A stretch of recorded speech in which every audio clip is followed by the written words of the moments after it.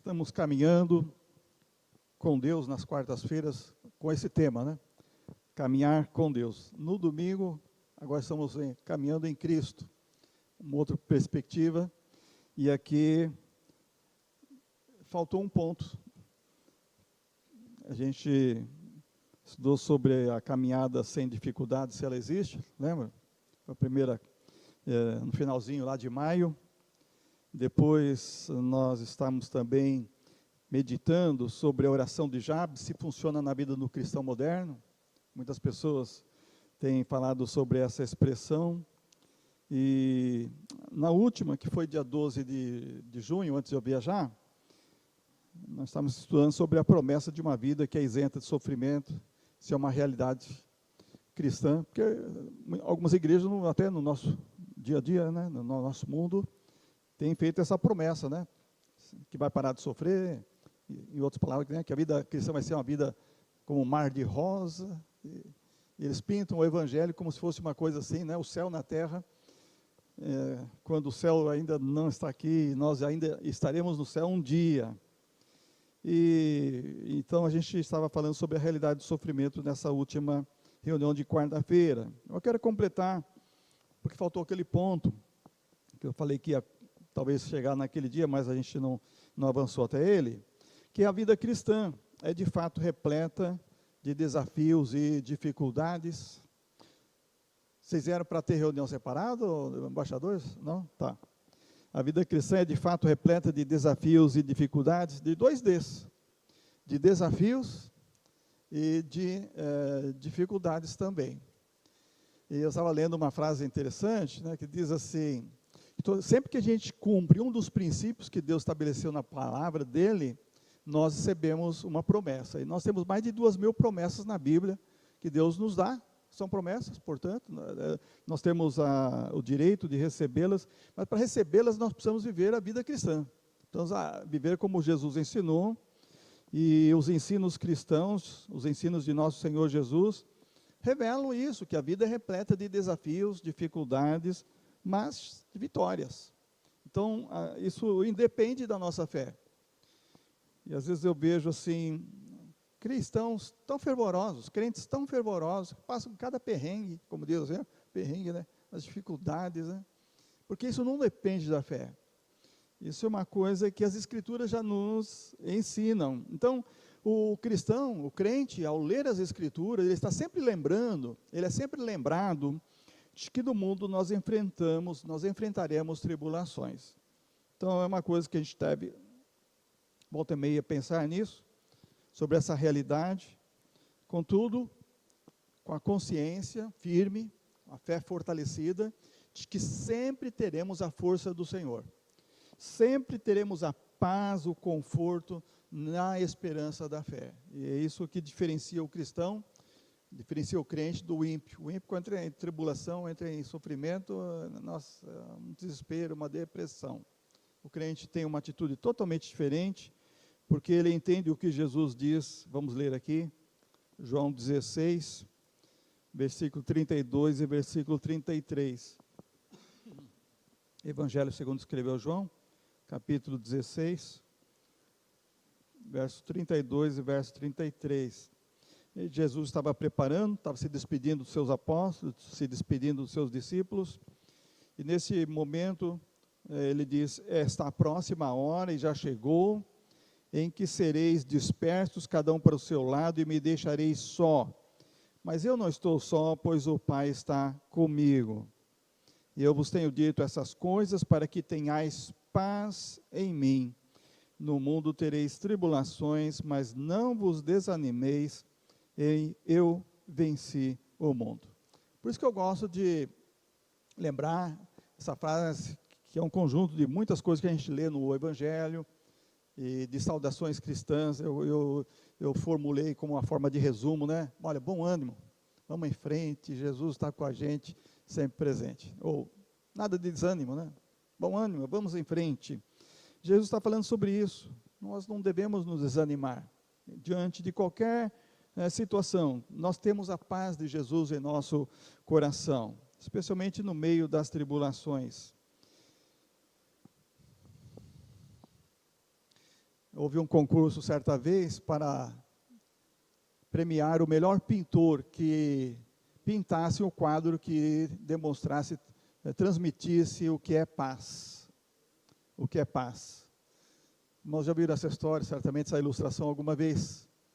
E muitos, então, pintaram um mar tranquilo, sol, campos verdes, natureza linda, e foram fazendo várias coisas para demonstrar, através da pintura, o que seria paz.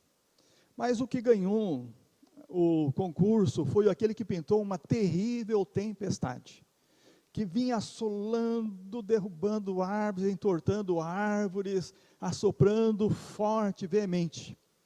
Mas num galho estava um passarinho cantando e louvando o Criador. Aquela cena transmitiu o que é paz. O passarinho, mesmo vendo a tempestade chegando, o vento soprando, estava cantando, louvando o Criador. A gente cantava quando era criança, né? Os passarinhos estão cantando, louvando a Cristo Jesus, o Salvador. E tu, amigo, por que não cantas, louvando a Cristo Jesus, o Salvador? Tem um pedaço antes aí que, né? Então, a gente canta louvando o Salvador. Às vezes eu já ouvi histórias assim de uma pessoa crente passando por uma terrível tribulação, o vizinho sabia, e chega para a vizinha, mas vizinha, como é que você consegue cantar? Sabendo tudo que está passando, né, na família, como você consegue cantar? Né? Como um passarinho, no meio da tempestade, consegue cantar, louvar o Criador. Isso é paz. E Jesus está falando, no mundo vocês terão aflições, mas vocês têm a minha paz. Então isso é a expressão de gratidão que nós temos. Cantar ao Senhor, louvar ao Senhor, não desanimar nunca.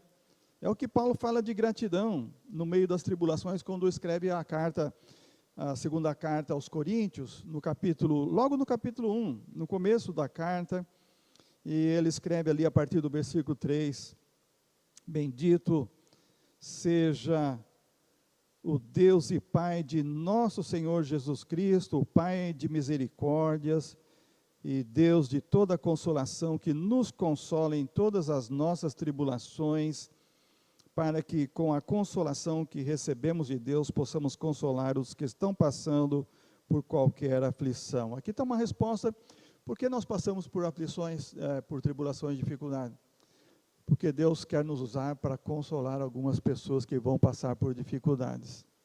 E como crentes, nós temos condição de levar conforto, levar encorajamento a alguém que ainda não tem fé e precisa conhecer o nosso Senhor Jesus Cristo como Pai de misericórdias, o Deus de toda a consolação. O versículo 5 diz que, assim como os sofrimentos de Cristo transbordam sobre nós, nosso Senhor sofreu, e nós nunca iremos sofrer como Jesus sofreu. O sofrimento de Jesus foi ímpar. Ninguém jamais, por mais atribulada que seja a sua vida, poderá dizer, sofri igual Jesus. Nunca. O sofrimento de Jesus foi do peso da humanidade. Foi carregar a culpa do pecado da humanidade, de todos nós. E tudo o que ele sofreu é incomparável, imensurável. Nós nunca iremos ter essa noção fiel do que foi o sofrimento de Jesus. Isso lá na cruz, mas também durante todo o seu ministério, ele enfrentou essas tribulações, desde que o diabo começou a tentá-lo, lá no deserto, lá no monte, lá no pináculo. Então, Paulo está dizendo que nós, assim como os sofrimentos de Cristo transbordam sobre nós, isso é uma pequena parte do sofrimento de Cristo que transborda sobre nós, se somos atribulados é para consolação e salvação, verso 6 diz. Então, por isso, veja só, para vossa consolação. Alguém vai ser consolado com o sofrimento do crente. Alguém vai ser salvo por causa do sofrimento de um crente. Isso vai levá-lo a ter fé em Deus e a ter esperança e salvação. Isso vai produzir, como diz o verso 6, perseverança. e as pessoas que irão conhecer, eu fico admirado, porque eu já falei aqui sobre sofrimentos de pessoas que eu tenho como assim, modelo para a minha vida. Dr. Russell Shedd, a missionária Ana Oleman, e algumas pessoas que eu tenho no meu coração. Eu vi eles passarem por tribulações terríveis. E eles venceram, e isso me ajuda a perseverar. É isso que Paulo está dizendo aqui no versículo 6. Essa tribulação ajuda a que outras pessoas alcancem também força para perseverar. Isso é uma coisa muito boa, irmãos, que nós estaremos ajudando e influenciando outras pessoas a ter a mesma esperança que nós temos, que está no verso 7. A nossa esperança, a vosso respeito, está firme, sabendo que, visto que sois participantes dos sofrimentos, assim também sereis da consolação. A consolação é maior do que o sofrimento. E um dia, irmãos, a consolação será eterna. E a gente não tem nem ideia do que será isso. A gente só sabe alguma coisinha. E Deus fala que não vai ter nenhuma lágrima. Deus vai enxugar toda lágrima. E que nós realmente estaremos num estado de perfeição absoluta. Então, Paulo estava dizendo aos crentes ali em Corinto, que não é para ignorar a tribulação, diz o verso 8, que ele estava passando lá na Ásia, e mesmo havia uma sentença de morte, como diz no verso 9, mas era para eles olharem a confiança que tinha em Deus. O Deus que ressuscita os mortos, o Deus que tem poder para trazer a vida de volta.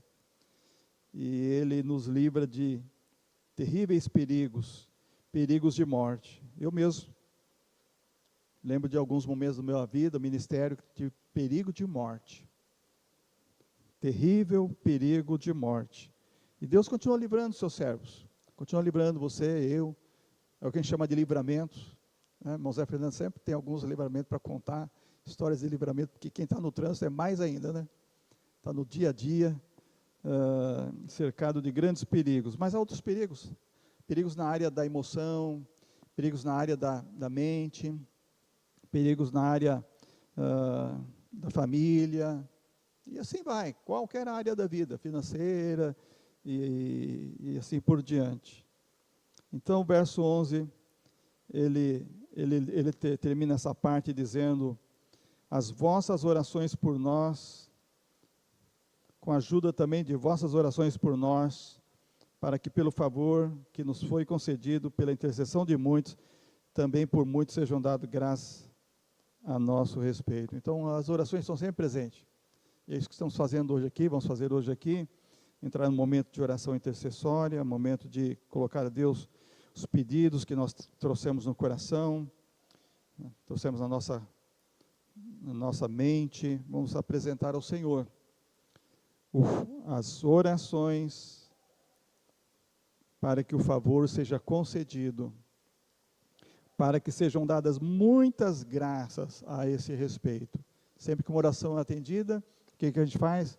A gente dá graça. A gente começa o culto com ação de graça, com gratidão. A gente reconhece quantas coisas boas o Senhor tem feito por nós e como Ele tem cuidado de nós. Mas então, vamos sempre cantar um cântico de vitória.